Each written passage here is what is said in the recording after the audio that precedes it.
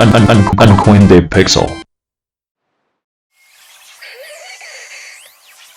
え君、私の声聞こえる？うわ、立ったよ。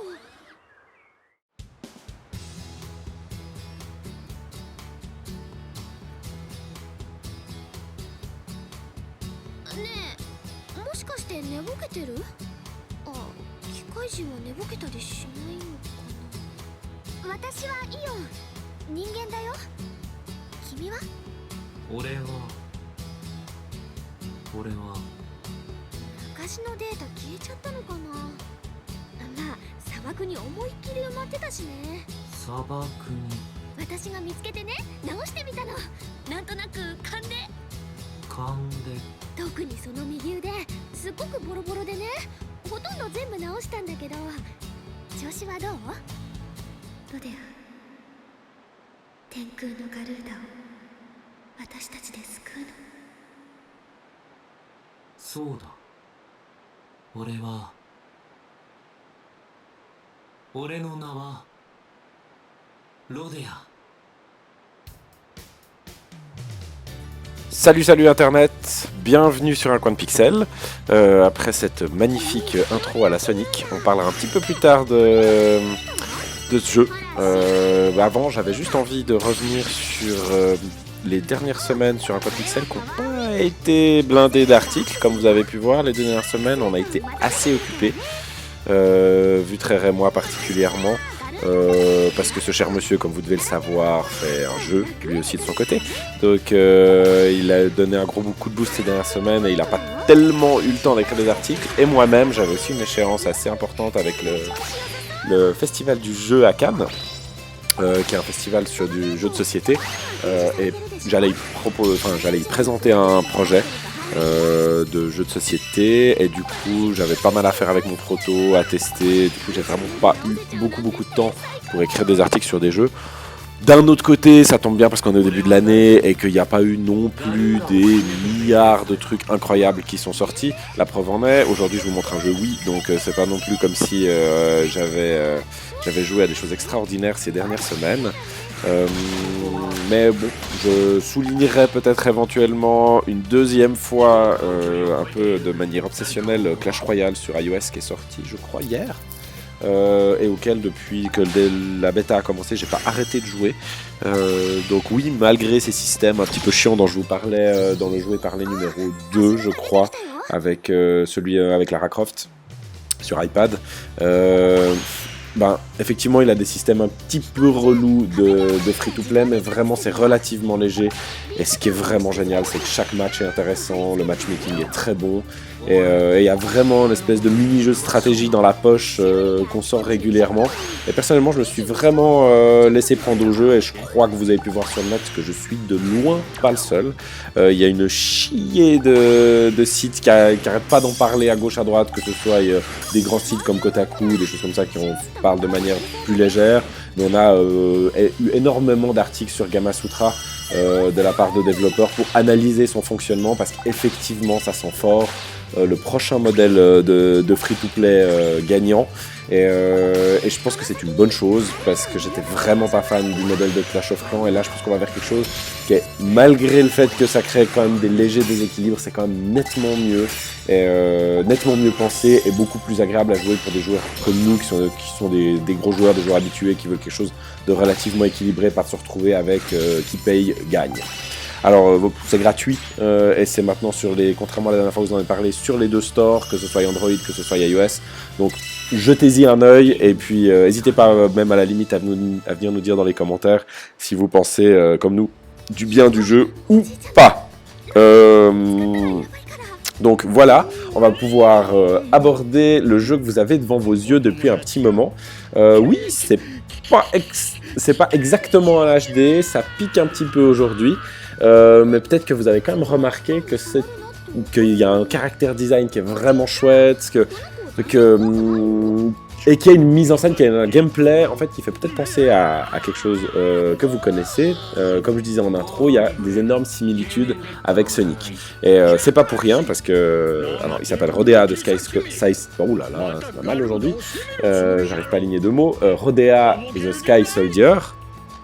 Et c'est un jeu qui a été fait par Probe, qui est une boîte qui a été créée par Yuji Naka. Yuji Naka qui est souvent celui qu'on nomme derrière Sonic, qui est le créateur de Sonic, avec un des composants très importants de la Sonic Team de l'époque, qui en est parti il y a maintenant, je sais pas, je dirais de tête une dizaine d'années, et qui a créé Probe, qu'on fait beaucoup de plutôt des petits jeux sur iOS en majorité, ou sur téléphone portable. Et ils ont fait ce Rodea the Sky Soldier qui a une histoire extrêmement compliquée. C'est aussi pour ça qu'on en a quasiment pas entendu parler à sa sortie, mais il était prêt, je crois, il est sorti en 2015, l'année passée, sur Wii U, mais à la base c'était un projet Wii, qui était prêt, mais genre 3 ans avant, il a été fini, je crois, fin 2012 ou fin 2011, et il est resté dans les cartons pendant 3 ans, sans trouver, parce que Sega, qui était censé l'éditer, voulait pas l'éditer, enfin bref, pas mal de problèmes. Il était récupéré chez Nice America, qui ont développé, en fait, bizarrement, en fait, à la place de simplement sortir le jeu, je sais pas, en version remaster sur Wii U, parce que la Wii U gère très bien, parce qu'en fait c'est un jeu, je vous expliquerai après, qui est vraiment extrêmement basé sur l'utilisation de la Wiimote. Tout fonctionne là-dessus. Et curieusement, ils ont fait le choix de refaire le jeu sur Wii U avec une maniabilité qui n'a absolument rien à voir, et qui rend le jeu mais atrocement nul en fait. Alors vraiment Probe n'est pas sur la version Wii U, ça a vraiment été développé par Kadokawa Games, la version Wii U, et elle perd complètement le charme de l'original. Heureusement, bien heureusement, les premières versions qui sont sorties l'année dernière contiennent la version Wii. Donc on a une espèce de boîte qui est assez chouette, une boîte assez chouette où on trouve le jeu Wii, donc avec le disque Wii et le disque Wii U, et une couverture double face, pour pouvoir mettre du côté qu'on préfère. Donc du coup là, du côté Wii, parce qu'en plus de ça la couve est beaucoup plus belle, la couve Wii originale est beaucoup plus belle que la couve qui a été faite pour la Wii U. Donc moi ce que je vous conseille c'est d'essayer, si vous le trouvez encore aujourd'hui, moi je l'ai trouvé, il traînait dans un MediaMarkt à Crissier, il restait un exemplaire comme ça qui traînait, mais j'ai beaucoup de peine à le trouver, même ne serait-ce que sur les sites de vente normaux en ligne. Mais si vous trouvez cette édition, foncez dessus, et si vous trouvez l'édition qui est sortie après qu'avec la version Wii U, évitez-la comme la peste, parce que vraiment la version Wii U est mauvaise, en plus de ramer tout ce qu'elle peut, enfin vraiment c'est vraiment pas une bonne édition, donc fuyez. Mais on va revenir à cette version là sur Wii que je suis en train de vous montrer. Le coup de génie, c'est vous voyez mon curseur qui bouge un petit peu dans tous les sens. Donc vraiment avec la Wii, on vise comme dans un jeu de tir, on vise où on veut sur l'écran. Et avec la gâchette, on lock un endroit où on veut se projeter, et on donne un petit coup gauche-droite au bas gauche-droite dans la direction qu'on veut, pour que Rodea s'envole et se projette à cet endroit-là en prenant un arc de cercle qui correspond à l'endroit où on a donné un coup. Au début, c'est un tout petit peu galère, entre autres pour gérer la caméra, où il faut prendre l'habitude de donner des petits coups sur les côtés de l'écran pour réajuster la caméra où on a envie de regarder.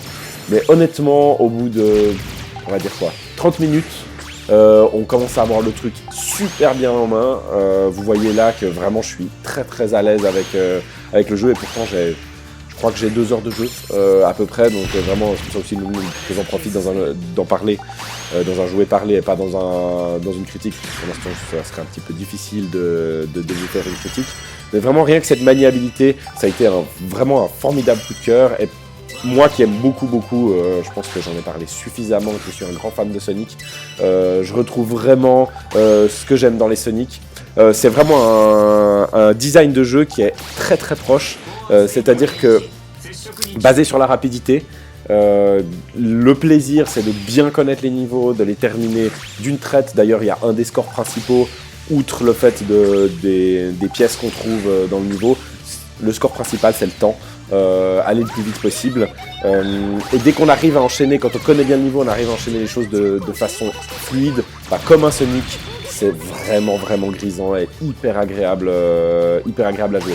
Par contre, le revers de la médaille, comme un Sonic, ceux qui n'aiment pas Sonic, parce que quand on fait des erreurs, et ben, du coup on a l'impression que c'est galère, qu'on n'avance pas, on se prend des murs, on a l'impression limite que le jeu est cassé, et ben, vous allez retrouver ça dans Rodea the Sky Soldier. Je crois que c'est vraiment une des marques de fabrique de Yuji Naka. C'est vraiment l'idée de la recherche de la fluidité en fait, en enchaînant des beaux moves et des bons moves pour atteindre d'une traite la fin du niveau en question. Voilà, personnellement, j'y prends un plaisir fou. Et je pense que par rapport à Sonic, il laisse quand même une marge d'erreur un peu plus grande. Voilà, pour malgré tout y prendre plaisir. Particulièrement celui-là, c'est peut-être pas un bon exemple, ce niveau-là, parce que c'est un niveau très linéaire. Mais après, par la suite, on a des niveaux d'exploration aussi très larges, dans lesquels on va à un endroit, on revient à un autre, on cherche des objets, on cherche à déclencher des interrupteurs. Donc peut-être ceux-là laissent une marge de manœuvre un petit peu plus grande, vu qu'il y a moins d'endroits où on tombe, il y a moins d'endroits serrés où on se cogne. Donc là, il y a vraiment aussi les possibilités de prendre du plaisir sans forcément être un fanat de la trajectoire parfaite. L'autre truc qui m'a beaucoup parlé jusque-là, on verra si ça se confirme jusqu'à la fin du scénar, mais vraiment, les personnages sont très attachants, le character design personnellement je le trouve très sexy, il me rappelle un petit peu celui des jeux, forcément, quand j'ai besoin d'en parler, ça m'échappe, de Treasure, voilà. Je sais pas, il y a quelque chose qui me fait penser au design Treasure. Je sais pas du tout qui est le character designer, mais vraiment moi ça me parle beaucoup. Le scénario est un petit peu naïf, mais en même temps, moi me plaît beaucoup. Je trouve qu'il y a quelque chose qui sonne juste dedans, et ils essaient pas d'en faire trop, et du coup c'est quelque chose de très agréable. Contrairement à ceux de Sonic, qui effectivement sont devenus plus atroces les uns que les autres avec le temps. Vraiment que je trouve les personnages sont plus détestables les uns que les autres, le scénario est confort, on sent vraiment que Sega maintenant s'adresse aux petits enfants. Là dans Rodea je trouve qu'il y a vraiment quelque chose, même s'il y a de la naïveté, quelque chose d'attachant.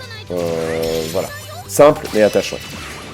Ouais, vous voyez aussi, j'en profite, ces petites zones un peu comme des toiles d'araignée. Ça, c'est typique quelque chose qui a été complètement enlevé de la version Wii U pour une raison mystérieuse. C'est hyper intéressant du point de vue du gameplay parce qu'on doit les éviter, parce que si on se les prend, eh ben on se fait rejeter en arrière. Typique à cet endroit-là, si je m'étais pris, je peux me faire rejeter sur un ennemi. Donc vraiment, ça commence à partir de là, il faut commencer à se poser la question de quand on lock un endroit, le coup, si on va le donner à gauche, à droite ou en haut pour éviter certains obstacles. Et ça va en fait s'intensifier au fil du jeu avec des zones de plus en plus tricky à éviter et vraiment faire très attention à ses impulsions. Le flingue aussi, que vous voyez en action depuis un petit moment, qui au début je le trouvais complètement... je comprenais pas parce qu'en fait quand on est en l'air en fait et puis qu'on est en train de voler, si on appuie sur A, le personnage va faire cette espèce d'attaque que vous voyez très à la Sonic comme ça en avant. Et au début je comprenais pas comment utiliser le flingue parce que quand j'appuyais là-dessus, il tirait 2-3 fois et puis ensuite il faisait cette attaque automatiquement. Donc je voulais tirer sur l'ennemi mais ça me projetait sur l'ennemi. Mais en fait c'est tout simple. Il suffit à la place de tenir appuyé, d'appuyer de façon successive pour qu'il tire. Et du coup, quand on a un petit peu l'habitude, on se projette sur un ennemi. Pendant ce temps, on vise les autres ennemis avec le pistolet et on finit par une attaque sur le premier ennemi qu'on a visé.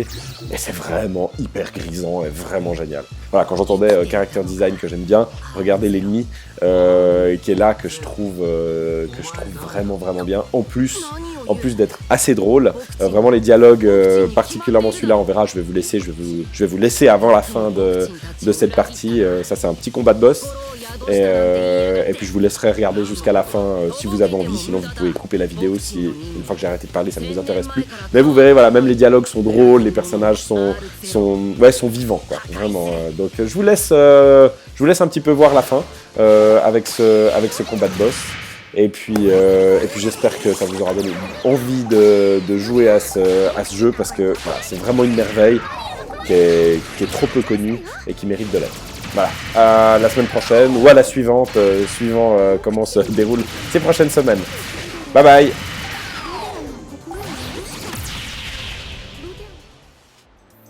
とどめと行くか。まだまだ。あ、もしもし。今ですか？できれば手短に。偉い人からなのかな。はい、戦ってまして。あ、了解です。理解します。命拾いしたな。続きはまた今度だ。逃げるのか、ボクチン。ボクチンはボクチンじゃない。R1 オルトス様だ。逃がさない。待ってロデア、近くで子供が泣いてる。探してあげなきゃ。